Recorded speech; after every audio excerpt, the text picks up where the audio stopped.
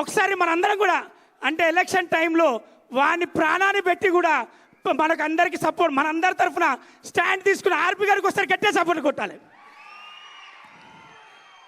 తమ్ముడు అన్నయ్య తరఫున అందరి తరఫున మాట్లాడు.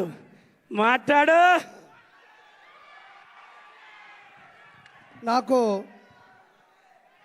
ఇందాక ఏమైంది?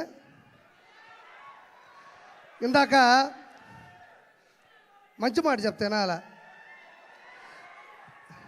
ఒక నిమిషం ఇందాక రఘురామకృష్ణరాజు గారిని కలిసేసి ఇటు గచ్చిబౌలి నుంచి వస్తూ ఉండ కారులో, త్రిపుల్ గారిని కలిసి గచ్చిబౌలి నుంచి వస్తూ ఉండ, కారు ఇటు తిరిగింది, కట్ చేస్తే ఇంకో కారు ఆడేది నా వెనక, కొంచెం ఇటు ఐటికి సిటీ ఇటు తిరగగానే ఇంకో కారు ఆడేది నా వెనక. మనం వచ్చింది ఒక కారులో కదా, ఇంకొక కారు ఎక్కడి నుంచి వచ్చిందని చూసా, మళ్ళీ ఇంకొక కారు వచ్చింది. వీళ్ళెవరో మీకు తెలుసు అనుకుంటా, నా డైహార్డ్ ఫ్యాన్స్. మొత్తం అక్కడి నుంచి ఇక్కడ వరకు ఆ కారు ఈ కారు మొత్తం కలిపి నాకు ఫ్యాన్స్ కాదండి, డైహార్డ్ ఫ్యాన్స్ ఉంటారు నాకు. నేను ఎట్ట పోతుంటే అట్ట వస్తుంటారు. సరే ఇదేందబ్బా ఇది ఈ విధంగా తిరుగుతున్నారు నా వెనక. సరే ఇప్పుడు నేను ఎట్ట కాపాడుకోవాలి, నేను ఎట్ట సెక్యూర్ చేసుకొని భయంతో వస్తూ ఉన్నా. కట్ చేస్తే లొకేషన్ చూస్తూ వస్తున్నాను, టక్కన వాళ్ళు అలా వస్తూ ఉన్నారు. కట్ చేస్తే చిరంజీవి గారు కటౌట్ కనబడింది అంతే. నిజంగా నాకు ఎంత ధైర్యం వచ్చిందంటే, వాళ్ళు ఎంతమంది వచ్చినా సరే ఒక్కసారిగా మెగా అభిమానులు తాలూకు ఆ బొమ్మ కనబడిందంటే ఒక్కోడికి దెమ్మ తిరుగుతుంది.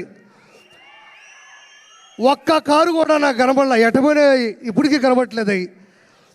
నేను చివరిగా చెప్పేది ఏంటంటే ఒక మాట, చిరంజీవి గారు ఇండస్ట్రీలో ఉన్న ఒక పులస అంటే ఆస్ట్రేలియా, న్యూజిలాండు, టాంజానియా దేశాల నుంచి ఖండాలు దాటి హిందూ మహాసముద్రం నుంచి బంగాళాఖాతంలోకి వచ్చి చివరిగా గోదావరి నీళ్ళకి ఎదురీది, గోదావరి నీళ్ళ యొక్క నదీ ప్రవాహానికి ఎదురీది.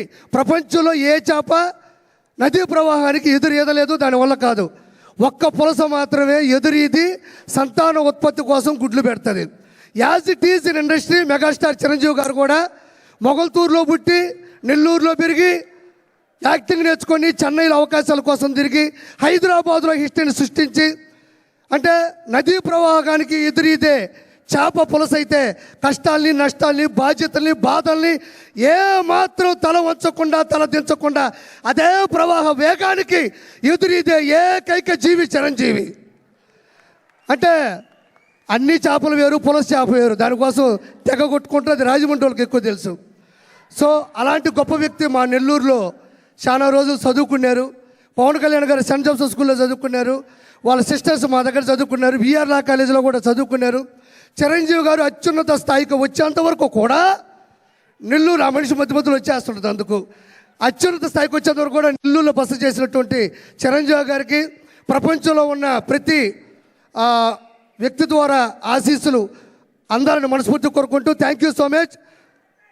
జై చిరంజీవా, జై చిరంజీవా, జై చిరంజీవా. నువ్వు వచ్చి అభిమానంలో కూడా చేపను మర్చిపోలేవాడు. అంతేనా? ఓకే.